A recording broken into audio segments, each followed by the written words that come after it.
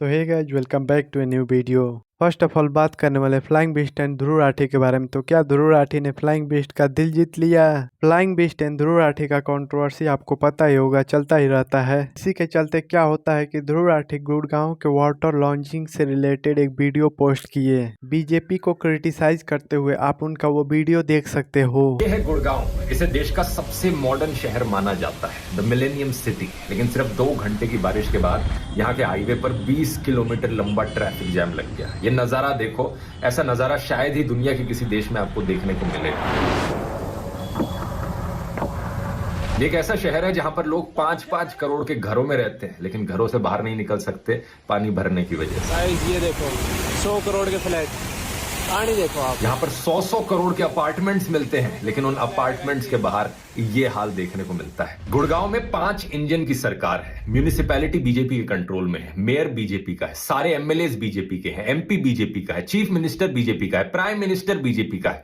Top to bottom सब कुछ BJP के कंट्रोल में है 10 सालों से। और ये हाल होता है शहर का दोस्तों, जब आप सब कुछ जुमला पार्टी के कंट्रोल में दे देते। जो कांग्रेस के टाइम में, यूपीए सरकार के टाइम में मेट्रो बन गई थी, वो बन गई थी। उसके बाद से एक सिंगल लाइन एक्स्ट्रा किलोमीटर इन्होंने मेट्रो की एक्सपेंशन नहीं करी है पिछले 10 सालों से। 2009 में कंस्ट्रक्शन शुरू हुई थी रैपिड मेट्रो की, 2013 तक काम खत्म हो गया था, पहले स्टेशंस बन गए थे। 2017 तक उनकी प्लानिंग में जो भी कुछ हुआ था वो फिनिश हो गया था। उसके बाद से कुछ नहीं किया है इनकी सरकार ने। ये सारी डबल ट्रिपल क्वाड्रपल इंजन की सरकार ने बस शहर का नाम बदला है। और ये इकलौता उदाहरण नहीं है, भोपाल के साथ भी यही हुआ है। भोपाल में भी ट्रिपल क्वाड्रपल इंजन की सरकार चल रही है। पिछले 20 सालों से सिर्फ बीजेपी ही है हर जगह पर, और पिछले 7 सालों में सिर्फ 7 किलोमीटर उन्होंने एक्सपेंड करी है अपनी मेट्रो। ये जो किलोमीटर लंबे ट्रैफिक जैम लग रहे हैं, इनका सिंपल सा सोल्यूशन है पब्लिक ट्रांसपोर्ट पर फोकस करना। सोचकर देखो, टिल डेट एयरपोर्ट का गुड़गांव से कोई डायरेक्ट मेट्रो कनेक्शन नहीं है। एयरपोर्ट जाने वाला आधा ट्रैफिक तो सिर्फ गुड़गांव से ही आता है। वो यूं ही कम हो जाएगा, लेकिन नहीं, इतना भी नहीं किया जा रहा। 2014 तक जो भी इमेज बनी थी गुड़गांव की,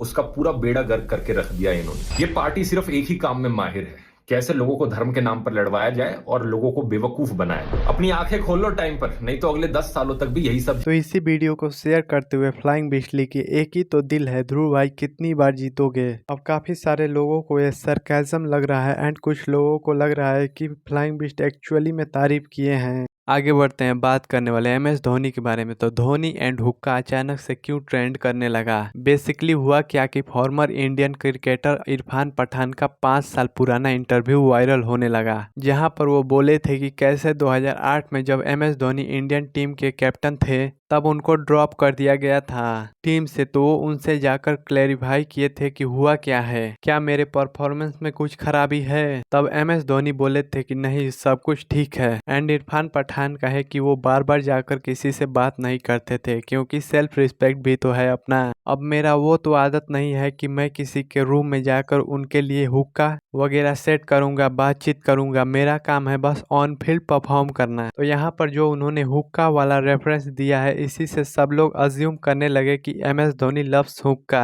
एंड प्लेयर्स के साथ वो हैंग आउट करते हैं और हुक्का फूकते हैं। एंड जेन्युइनली कुछ पुराने फोटोज वगैरह वायरल होने लगे, जैसा कि ये वाला, जहां पर आप देख सकते हो farmer Indian cricketer Arif Singh MS Dhoni के साथ बैठे हैं और सामने हुक्का रखा हुआ है। फिर एमएस धोनी का ये वाला वायरल क्लिप जहां पर साइड में हुक्का रखा हुआ है शायद से। एंड कुछ पुराने आर्टिकल भी वायरल जाने लगे, जहां पर एमएस धोनी एंड हुक्का का स्टोरी है। इंटरनेट को तो बस बहाना चाहिए। इसके बाद मल्टीपल ऐसे मीम्स वगैरह बनने लगे which involved MS Dhoni and हुक्का। But Irfan Pathan later clarify करते हुए एक ट्वीट किए कि 5 साल पुराना वीडियो अभी सरफेस कर रहा है, वो भी एक ट्विस्टेड कॉन्टेक्स्ट के साथ। फैन वार है या फिर पीआर लॉबी है? उसी दिन ये ट्वीट के नीचे इरफान पठान के एक फैन लिखे थे, पठान भाई वो हुक्का का क्या हुआ? तो उस पर उन्होंने मजाक में रिप्लाई दिया था, मैं और एमएस धोनी साथ बैठकर पियेंगे। चलिए बात कर लेते एक बहुत ही अनएक्सपेक्टेड कोलैब के बारे में। ये कोलैब आप लोग देखकर शॉक हो जाओगे। समय रैना एंड बलराज को स्पॉट किया गया विथ राहुल कन्नल के साथ। बता दूं वही है जो इन्वॉल्व थे इन द